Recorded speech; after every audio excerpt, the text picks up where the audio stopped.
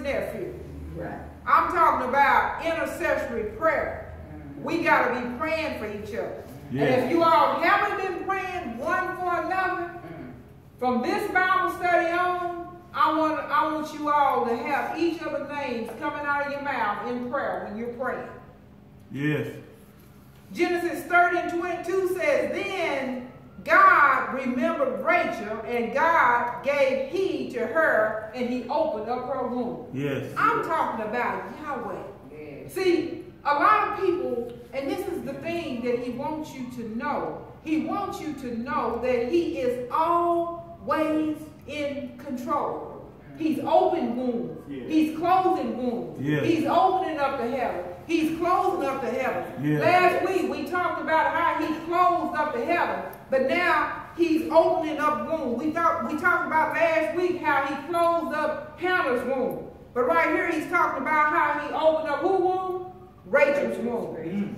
We serve a bad God. Ain't nobody got nothing on him. He's bad all by himself. He can do anything and everything. Yeah. He's all knowing. He's all powerful. He's everywhere. Yes. 1 Samuel 1:19 says, then they arose early in the morning and worshipped before the Lord, and returned again to their house in Ramah. And Elkanah had relations with Hannah, his wife, and Yahweh remembered her. Yes.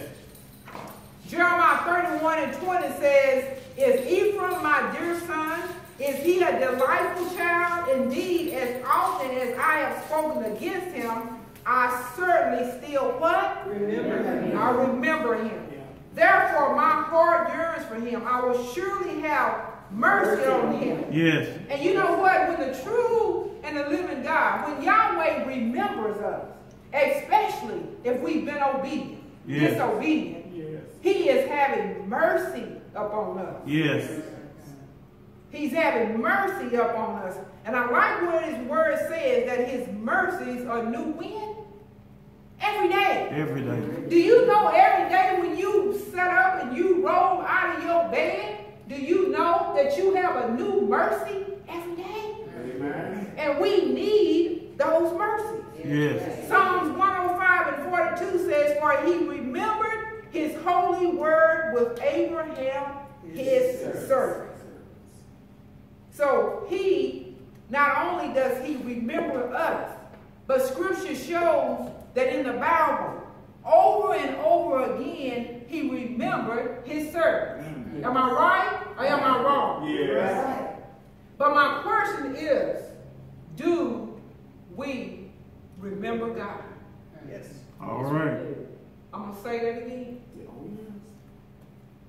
The lesson, the title is, God has not forgotten about us. Yes. And we've been talking about how he remembers us. Yes. But do we remember God? Yes. Or do we treat him like a good luck charm or a magical genie that we rub, and then as soon as we get our wish, as soon as he gives us what we want, as soon as we don't need any more help again, we just talk to him when we're in trouble and then we forget about it? No. You don't do that? No. This is a good Bible study. Would we want, and if, now I'm not saying that you're not telling the truth now, but if that is you today, and you sit in this Bible study, my question to you today is that would you want God to treat you like that? No. And do you want anybody to only call you when you need help, when they need help? No. You already know when you hear their voice on the phone, what is it? What do you need? Because this is the only time that you call me. You don't call and spend time with me. You don't call and have a relationship with me. Right. You don't call and tell me about all this other stuff that I've already done to help you. But what you're doing is every time I hear you on the phone, you need something. Yes. Well, think about how the true and living God feels. That's right. You see, right after we have disasters, People are praying. I remember when those 2 towers got hit, when those planes went into those towers. Yes. All you can see on the news, they was talking about they were having prayer here and they was having prayer there, and all you could hear about was prayer. Mm-hmm. So after disasters, people are praying and talking about how we need God. But once they think that they're back on their feet, God is nowhere on their mind. And I don't know about you, but I don't want to be like that. I want to serve you. Notice that we serve a what kind of God? A jealous God. He wants to be first in our lives. He wants to have a personal relationship with you. And think about the closest. I want each one of you for a minute to think about the person in your life that you have the closest relationship with. Close your eyes for just a minute. Okay. Now that person, do you talk to them on a constantly basis? On a regular basis? Mm-hmm. Do you praise them when they need to be praised? Yeah. Mm-hmm. Mm-hmm. Do you spend time with them? Yeah. Mm-hmm. Mm-hmm. You do all those things. Yes. Mm-hmm. If you're not doing those same things with the true and living God, you need to question yourself. You need to ask yourself, do I really have a relationship with the true and living God? Yes. Yes, I do. Or do I just sit up and, while I'm sitting in a chair, I mumble a prayer? No. Or when I get ready to go to bed, I get out on my knees, and by the time one knee hit and the other one get ready to hit, I'm back up again. No. That is not spending time. No. Spending time with the true and living God means that you're in this word. Yes. Right. Yeah, it means that you're in this word and you eat this word because, again, he said that man shall not live by bread alone. But he said by every word. Yes. By every word that proceeded out of his mouth. Right. So if you're not studying, if you're not reading your Bible, if you're not praising him, if you're not worshiping him, if you're not honoring him, if you're not stealing away. It used to be a song out that called Still Away. But you were still away. This song was talking about stealing away with your love. And if Yahweh is not your lover today, he needs to be your lover. Yes. Because he needs to be your first love. Yes. Because if he is your first love, then your life is going to go a lot better. So do you find yourself cutting off the TV? Do you find yourself putting down your phone? Do you find yourself telling other people, well, you know what, I'm just going to stay in my room for a while? And are you in that word? Are you studying that word? Are you trying to understand that word? Are you trying to understand the person that made you? Are you trying to nurture? Are you trying to get close to the true and the living God? If you are not doing that, and if you don't do that, you do not have a personal relationship with the true and living God. All right. All right. I'm talking about Yahweh. Yeah. He wants to be your first choice and not your last chance. Yes. Because see, what most of us do, we try this and we try that and we try this and we try that, and then after this don't work and that failed and that person turned against you and that door is closed, now I'm going to pray. And what we should have did is we should have turned first. Yes.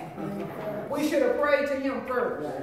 Because, and this is where we're missing it, because he's the one. He controls everything. Yes. And if he's not controlling, he's allowed. He is the one. He's the one that controls all the elements of the world.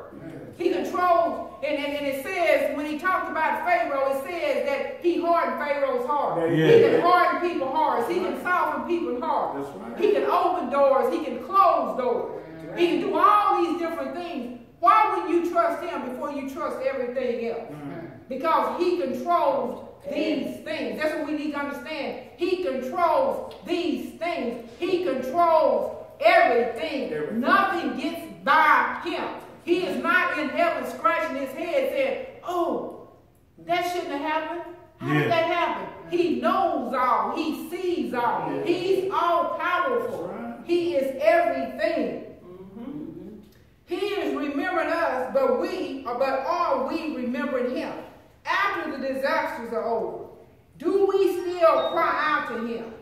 Do we still praise him? Do we still worship him? Do we even still pray to him? Do we call on his name anymore? Or was that just our hope to get out of trouble?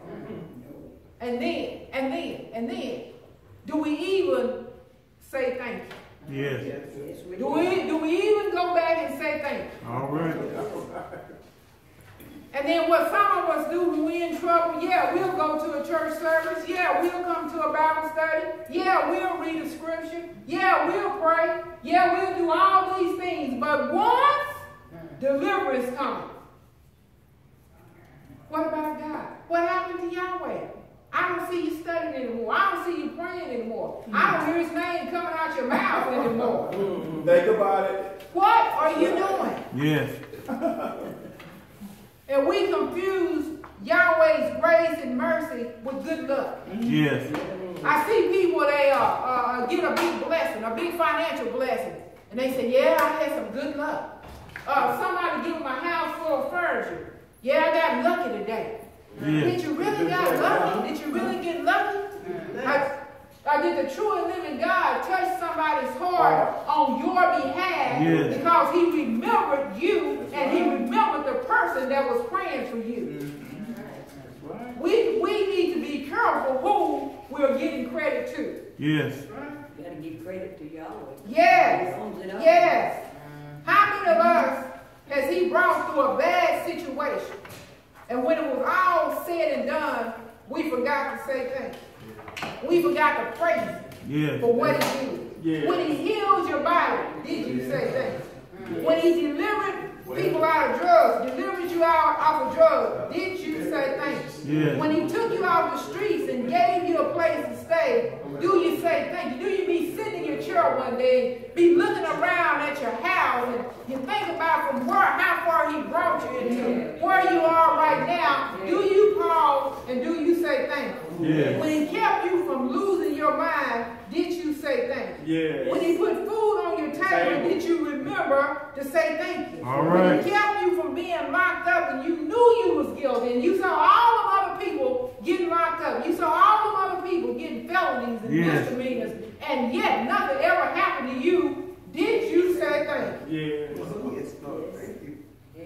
After 40 days, Noah opened up a window he had made in the ark. And by the first day of the month of Noah's 601st year, the water had dried up from the earth. And I know the adversary will tell a lot of the seniors that's in here today is that you are too old to make an impact. And I want to tell you today that you're not. All right. Because Noah was 600. 600, not 100, not 80, not 200, not 300, 400. He was 600 years old when all this was going on. Yes. Noah then removed the covering from the ark and saw that the surface of the ground was dry.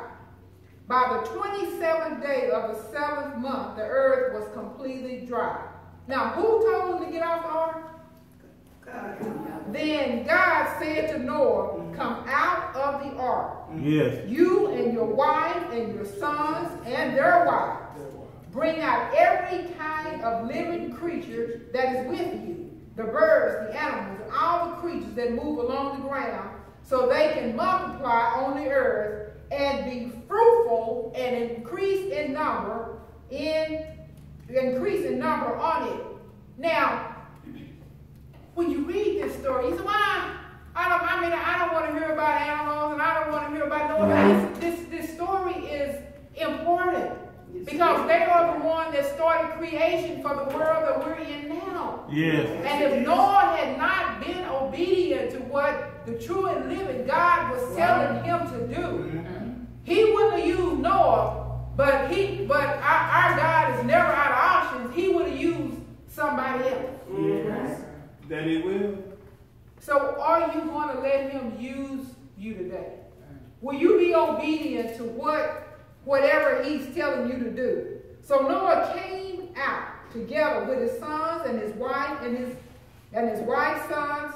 No, his sons and his wife and his son's wife. All the animals and all the creatures that move along the ground and all the birds, everything that moves on land came out of the ark, one time after another. And I can just imagine. I know that after 40 days and 40 nights, stuck in one place, I know they were glad to come out. Yes, they were. But what I love about what Noah did, it says, then Noah built an altar to Yahweh. Because he was coming back and he was saying what? Thank you. He was saying thank you. Yes. Not only did Yahweh remember Noah, Noah remembered Yahweh. Noah remembered Yahweh. Yes. And it says, then Noah built an altar to Yahweh, and taking some of all the clean animals and clean birds, he sacrificed burnt offerings on it. And notice he used clean animals. Yes. He didn't use Unclean. animals. That he did not. The Lord smelled the pleasing aroma and said in his heart, because he was obedient, and he had did what Yahweh told him to do. It says that he smelled the pleasing aroma and said in his heart, he said, never again will I curse the ground because of humans, even though every inclination of a human heart is evil from what? From when? Childhood. And that let us know we got to have a prayer life. If our hearts were evil from childhood, that means in order to overcome the evilness that's in our heart, we need to stay before him. Yes. We need to constantly be praying. We need to constantly be seeking after him. Yes. And he says, never again will I destroy all creatures as I have done. He says, as long as the earth endures, seed time and harvest. Do we still have that? Yes. Cold and heat. Do we still have that? Yes. Summer and winter. Do we still have that? Yes. Day and night will never cease. Yes.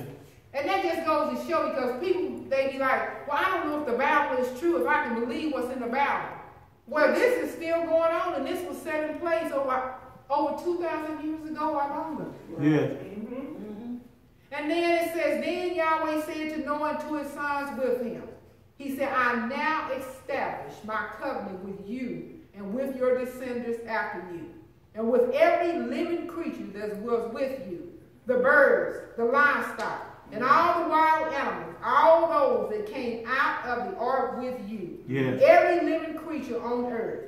I established my covenant. We serve a covenant-keeping God. Yes. He says, never again will all life be destroyed by the waters of a flood. He says, never again will there be a flood to destroy the earth. Yes. And Yahweh said, he said, this is the sign of the covenant that I am making between me and you and every living creature with you.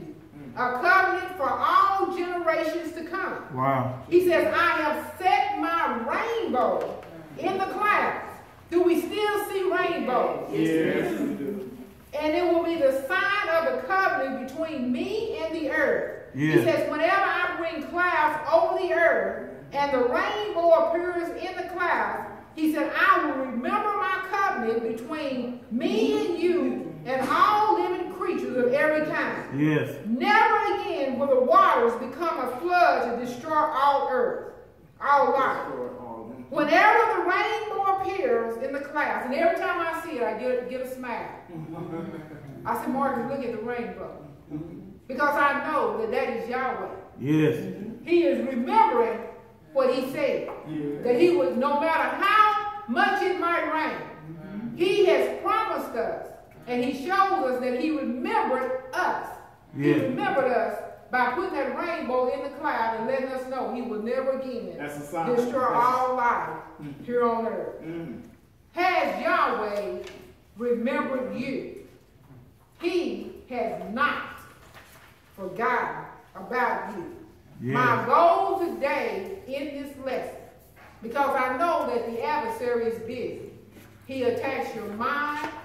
He tells you things. He makes you feel like that you are unimportant, that nobody loves you, nobody cares. But I want to tell you today, the true and the living God, the God of Abraham, Isaac, and Jacob, Yes. He cares for you. You have forgotten? He's not forgotten. He's not forgotten us. He cares for you. And sometimes, because He is so good at being good to His people, sometimes we take things for granted. Yeah. So what He wanted me to do in this lesson is to point out things that He has done and is still yet doing, showing that I remember you. Yes. And my prayer today is that you will remember Him. You will praise Him. You will worship Him. You will honor Him. You will get in your word and you will study your word. You will work on your relationship with Him. Yes. He will be your first choice and not your last chance. I'm talking about Yahweh, our holy God, the one that sits on the throne, the one that is all-knowing, the one that is all-powerful, the one that is everywhere, the one that is trustworthy. I'm talking about our strong tower, the one that they said that is a wheel in the middle of a wheel. I'm talking about the King of Kings. I'm talking about the Lords of Lords. I'm talking about Alpha and Omega. I'm talking about my friend and your friend. I'm talking about my go-to. I'm talking about the one that we can count on. I'm talking about the one that's a light at the end of a tunnel. I'm talking about the one that keeps you, that gives you peace when nobody else can give you peace. I'm talking about the one that's a leaning post. I'm talking about the true and the living God. The one that I love and I know you all love. With all your heart, all your mind, and all your soul. And what I will tell you today, keep on loving it. Keep on loving. Because what you want to do, what your goal is to store your treasures in heaven. Because everything else is going to pass away. But His word will never ever pass away. Right. And He'll be there with you when nobody else will. Late in the midnight hour, early in the morning, in the noonday, when you ride down the street and you feel like you're all alone and you're by yourself, He'll be there. Yes, He will. I'm not telling you what I think. I'm telling you what I know. All right. I'm telling you what I know. Keep doing what you're doing, elder. Keep praying. Keep praising Him. Keep worshiping Him. Stay in your word. And He's going to turn everything around because He's a turning around God. And only He can turn things around. Some things we can't change. But He's a God that can change all things. I'm talking about Yahweh. Yahweh. Y'all give Him praise. Give Him praise.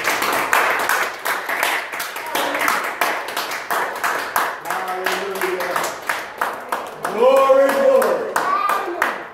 Hallelujah. Hallelujah. Glory. His name be glorified. Hallelujah. Hallelujah. Hallelujah. Hallelujah. Hallelujah. Hallelujah. Hallelujah. Hallelujah. Hallelujah.